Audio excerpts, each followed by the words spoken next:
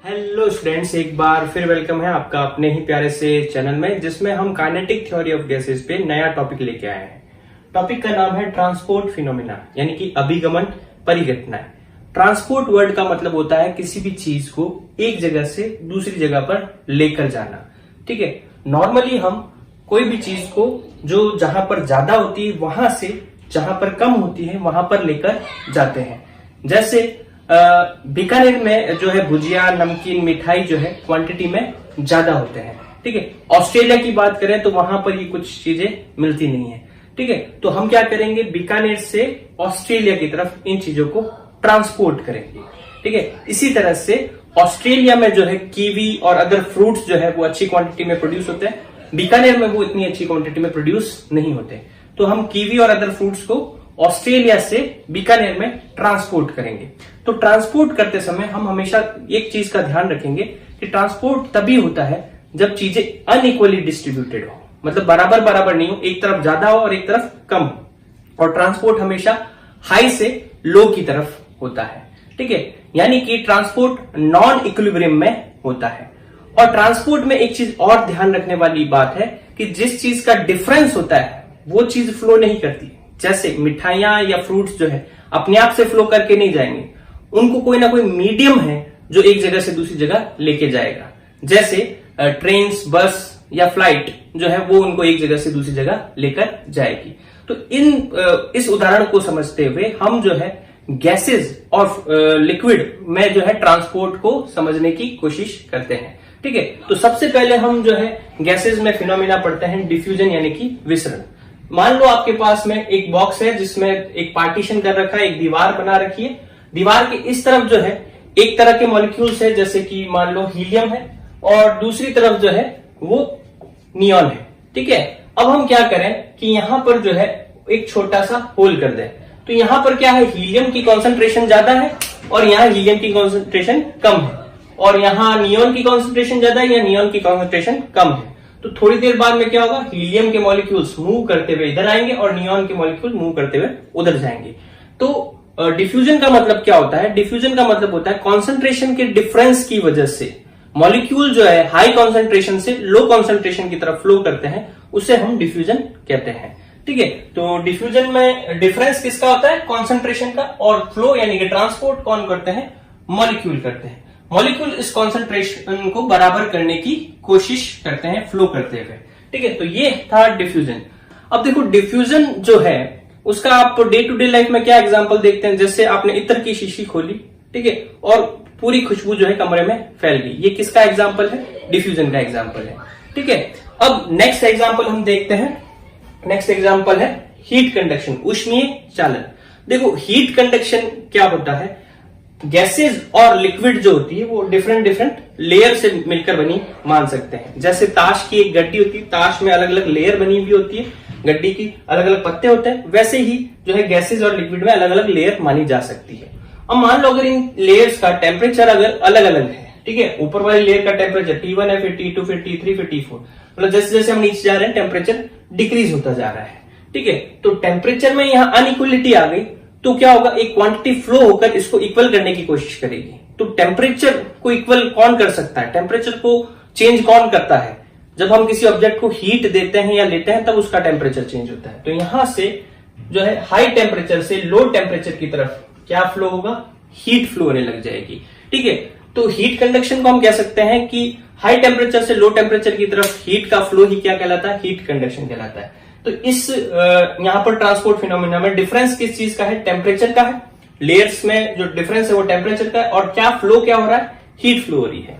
इसी तरह से लास्ट एग्जांपल हमारे पास जो है वो है क्या, विस्कोसिटी यानी कि शांता। देखो विस्कोसिटी यानी कि शांता का मतलब क्या होता है, यहां पर अगेन हम जो है लिक्विड और गैसेस को बहुत सारी लेयर से मिलकर बना मान सकते हैं। ठीक है, और इन लेयर की एक खास बात होती है, जब ये फ्लो करती है तो सबकी वेलोसिटी सेम नहीं होती है, किसी की वेलोसिटी ज्यादा होती है, किसी की वेलोसिटी कम होती है, सबकी वेलोसिटी सेम नहीं होती। आप देखो जो टॉप मोस्ट लेयर होती है उसकी वेलोसिटी हाईएस्ट होती है, वो बहुत तेज फ्लो करती है, और जैसे जैसे हम नीचे आते हैं लिक्विड या गैसेज में उनकी जो लेयर्स की वेलोसिटी है वो डिक्रीज होती जाती है, और जो लेयर सॉलिड के एकदम कांटेक्ट में होती है, ठोस के एकदम कांटेक्ट में होती है, उनकी स्पीड 0 होती है। इसका एक सीधा सा एग्जांपल आप देख सकते हैं कि नदी का ऊपर वाला हिस्सा जो होता है, ऊपर हिस्सा काफी तेज फ्लो होता है। जैसे जैसे आप नदी में गहराई में जाओगे वहां स्पीड जो है वो क्या होती जाती है, कम होती जाती है। इसलिए नदी के जो तल पर जो है काई जमी हुई होती है, ग्रीन कलर की काई जमी हुई होती है, क्योंकि नीचे वाली लेयर इतनी फास्ट फ्लो नहीं करती कि वो काई को अपने साथ बहाकर ले जाए, जबकि ऊपर कोई भी चीज होगी, मजबूत से मजबूत चीज जो है नदी बहाकर ले जाती है। ठीक है, तो यहां पर वेलोसिटी में डिफरेंस होता है। इसको अपने ऐसे इमेजिन कर सकते हैं कि ताश की गड्डी है, उसको आप धक्का दो तो क्या होगा, ताश का जो ऊपरी पत्ता है वो सबसे आगे जाएगा। ठीक है, उसके नीचे वाला पत्ता जो है वो थोड़ा सा पीछे रह जाएगा, और नीचे जाएंगे तो वो और थोड़ा पीछे रह जाएगा, और एकदम लास्ट वाला पत्ता अपनी जगह पर रहेगा। तो किताबें जैसे अगर एक के ऊपर एक रखकर आप धक्का दो तो किताबें जैसे बिखरती है, उसमें भी टॉप वाली किताब सबसे आगे जाएगी। तो ठीक ऐसे ही जो है लिक्विड फ्लो करता है। तो यहां पर डिफरेंस किसका है, वेलोसिटी का है। ठीक है, और कहीं पर डिफरेंस आ जाए तो उसको इक्वल करने के लिए कोई चीज फ्लो करती है। तो यहां पर देखो, वेलोसिटी को बराबर करने के लिए हमें क्या करना पड़ेगा, वेलोसिटी को अगर चेंज करना हो तो फोर्स लगाना पड़ता है। तो ये लेयर एक दूसरे पर फोर्स लगाएगी। फोर्स लगाने का मतलब है कि वो मोमेंटम ट्रांसफर करेगी। तो ऊपर वाली लेयर का मोमेंटम ज्यादा है, नीचे वाली लेयर का मोमेंटम कम है, तो वो अपना हायर मोमेंटम इसको ट्रांसफर करेगी, ये अपने से नीचे को ट्रांसफर करेगी। ठीक है, तो इसमें ट्रांसपोर्ट क्या होता है, मोमेंटम यानी कि संवेग, और डिफरेंस किसमें, वेलोसिटी में है। ठीक है, तो ये जो था वो कॉमन चीजें थी सभी तरह के ट्रांसपोर्ट फिनोमेना में। ठीक है, तो इसके बेसिस पर हम एक मैथमेटिकल मॉडल बनाने की कोशिश करते हैं। ठीक है, जिससे सॉल्व करके हम जो है इनकी डिपेंडेंसी निकालेंगे मीन फ्री पाथ पर, टेम्परेचर पर और प्रेशर पर।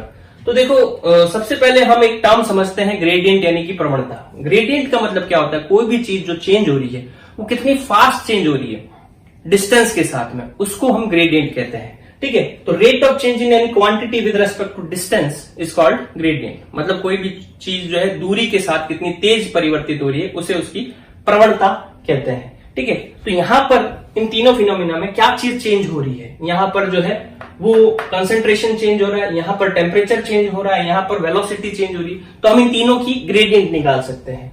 तो कंसंट्रेशन ग्रेडियंट क्या हो गया, dn बाय dx। अगर dx डिस्टेंस पे dn जो है कंसंट्रेशन में चेंज हो तो रेट ऑफ चेंज क्या हो जाएगा, dn बाय dx। इसी तरह से टेम्परेचर ग्रेडियंट जो है वो अगर हम dz डिस्टेंस जाते हैं, मान लो यहाँ z डिस्टेंस तक टेम्परेचर T था, z प्लस dz तक T प्लस dt हो जाता है, तो टेम्परेचर में चेंज आता है dt dz डिस्टेंस पे, तो पर यूनिट डिस्टेंस में कितना हो जाएगा, dt बाय dz।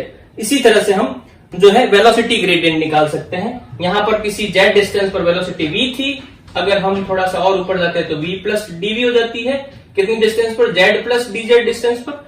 तो dz डिस्टेंस में dv डिस्टेंस एक्स्ट्रा कवर हो गई, तो dv by dz velocity gradient हो गई। ठीक है, तो ये टर्म समझ में आ गया आपको, वेलोसिटी ग्रेडियंट।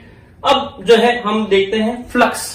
ठीक है, फ्लक्स का मतलब क्या होता है, कोई भी चीज, कोई भी अमाउंट जो फ्लो हो रही है, जो ट्रांसपोर्ट हो रही है, उसकी पर यूनिट टाइम और पर यूनिट एरिया में जो वैल्यू होती है उसे उसका फ्लक्स कहते हैं। मतलब एकांक क्षेत्रफल और प्रति सेकंड प्रवाहित होने वाली किसी राशि की मात्रा जो है वो उसका फ्लक्स कहलाती है। ठीक है, तो ये फ्लक्स की यहाँ डेफिनेशन नोट कर रखिए। तो यहाँ क्या चीजें फ्लो कर रही है, यहाँ इस केस में कौन फ्लो कर रहे हैं, मॉलिक्यूल्स फ्लो कर रहे हैं। इस केस में कौन फ्लो कर रहा है, हीट फ्लो कर रही है। इस केस में कौन फ्लो कर रहा है, मोमेंटम फ्लो कर रहा है। तो फ्लक्स हम इन चीजों के निकाल सकते हैं। ठीक है, तो फर्स्ट केस में मॉलिक्यूल का जो फ्लक्स है वो क्या हो जाएगा, पर unit area per unit time में कितने मॉलिक्यूल फ्लो कर रहे हैं। ठीक है, उसके बाद में हीट का फ्लक्स क्या हो जाएगा, पर unit area per unit time में कितनी हीट फ्लो कर रही है, और फिर पर unit area per unit time में कितना मोमेंटम फ्लो कर रहा है। तो ये हो गया फ्लक्स। ठीक है, तो हमें क्लियर होना चाहिए फ्लक्स क्या है, हमें क्लियर होना चाहिए ग्रेडियंट क्या है। अब इनके बीच में हम रिलेशन निकालते हैं। तो ट्रांसपोर्टेशन के लिए मैथमेटिकल मॉडल बनाने के लिए हम क्या करते हैं, फ्लक्स और ग्रेडियंट के बीच में रिलेशन निकालते हैं। ठीक है, तो बड़ा इजी सा रिलेशन है कि जो भी फ्लक्स होगा किसी भी क्वांटिटी का, फ्लक्स मतलब पर यूनिट टाइम पर यूनिट एरिया में जितनी क्वांटिटी फ्लो हो रही है वो फ्लक्स जो होगा वो ग्रेडियंट के प्रोपोर्शनल होगा। मतलब जितना ज्यादा किसी चीज की प्रवणता होगी उतना ही ज्यादा उसका फ्लक्स होगा। जैसे यहाँ पर आप देखें कि कंसंट्रेशन का ग्रेडियंट जितना ज्यादा होगा, कंसंट्रेशन जितनी ज्यादा तेजी से चेंज हो रही है, उतना तेजी से यहाँ पर क्या होगा, मॉलिक्यूल्स फ्लो करेंगे, यानी कि उनका फ्लक्स होगा। यहाँ पर अगर टेम्परेचर जितना ज्यादा तेजी से चेंज हो रहा है, उतनी ही ज्यादा तेजी से यहाँ पर हीट फ्लो करेगी, और यहाँ वेलोसिटी ग्रेडियंट जितनी ज्यादा होगी, उतना ही ज्यादा तेजी से यहाँ मोमेंटम फ्लो करेगा, यानी कि फ्लक्स जो है वो ग्रेडियंट के प्रोपोर्शनल होता है। तो हमने ये तीनों तरह के फ्लक्स और तीनों तरह के ग्रेडियंट लिख दिए। तो यहाँ पर आप देखें कि जो हमारे पास फ्लक्स है किसका, मॉलिक्यूल्स का फ्लक्स जो है वो प्रोपोर्शनल है किसके, कंसंट्रेशन की ग्रेडियंट के। हमारे पास जो हीट का फ्लक्स है वो टेम्परेचर की ग्रेडियंट के प्रोपोर्शनल है। हमारे पास जो मोमेंटम का फ्लक्स है वो वेलोसिटी ग्रेडियंट के प्रोपोर्शनल है, यानी कि वेग प्रवणता के समानुपाती है। ये ताप प्रवणता के समानुपाती है, और ये जो है अणु की सांद्रता की प्रवणता के समानुपाती है। यहाँ पर अगर हम प्रोपोर्शनल का साइन हटाते हैं तो कोई कांस्टेंट आता है, ठीक है। तो यहाँ जो कांस्टेंट है उसको डी लिखते हैं, तो डी dn बाय dx। यहाँ jn है क्या, number of molecules phloem in per unit area per unit time, ठीक है। ये हो गया अपने पास पहला रिलेशन। दूसरा रिलेशन देखें अपने, तो यहाँ पर ये ju क्या है, heat flown in per unit area per unit time. तो यहाँ dq अपॉन a dt, एकांक क्षेत्रफल प्रति सेकंड कितनी हीट फ्लो हो रही है, वो हो गया यहाँ पर dt बाय dz, और यहाँ जो कांस्टेंट आएगा उस कांस्टेंट को हम k लिख देते हैं। तो ये a उधर चला जाएगा, तो dq बाय dt यानी पर सेकंड जो हीट फ्लो हो रही है वो किसके बराबर हो जाएगी, ka dt बाय dz, ठीक है। यानी जो हीट फ्लो होती है वो एरिया के प्रोपोर्शनल है और ताप प्रवणता के समानुपाती है, यानी कि टेम्परेचर ग्रेडियंट के प्रोपोर्शनल है। के यहाँ पर क्या है, कांस्टेंट है, जिसको थर्मल कंडक्टिविटी कहते हैं, ठीक है। थर्मल कंडक्टिविटी यानी कि ऊष्मीय चालकता कहते हैं। इसी तरह से यहाँ पर आप देखें कि जेपी क्या है, मोमेंटम का फ्लक्स है, तो momentum flown in per unit area per unit time, ठीक है, DP upon a D T. Proportional का साइन हटेगा, कांस्टेंट आएगा, कांस्टेंट टर्म को हम नीटा लिख देते हैं डीवी बाय डीजेड, ठीक है, डीवी बाय डीजेड। ए उधर चला जाएगा, ए उधर जाएगा, तो ये देखो क्या बन जाएगा, DP by DZ, sorry DP by DT equals to eta DV by DZ into area. अब देखो डीपी बाय डीटी क्या होता है, डीपी बाय डीटी मतलब फोर्स। तो जो यहाँ पर फोर्स लग रहा है लेयर्स के बीच में, वो फोर्स हम कैसे निकाल सकते हैं, नीटा ए डीवी बाय डीजेड। तो आप याद करें ये फॉर्मूला जो है न्यूटन के फॉर्मूले से मिलता जुलता है, यानी कि ये फोर्स विस्कोस फोर्स से मिलता जुलता है, ठीक है। तो हमें करना क्या है कि जो गैस दे रखी है उस गैस के लिए इन कांस्टेंट्स की वैल्यू निकालनी है, डी, के और नीटा। क्या कॉन्सेप्ट लगाते हुए, हम उन गैस के लिए फ्लक्स कैलकुलेट करेंगे, और फिर उस फ्लक्स को जो है इस इक्वेशन के बराबर करके, इस इक्वेशन से कंपेयर करके हम ये सारे कांस्टेंट निकालेंगे। हमारी अप्रोच एक जैसी रहेगी।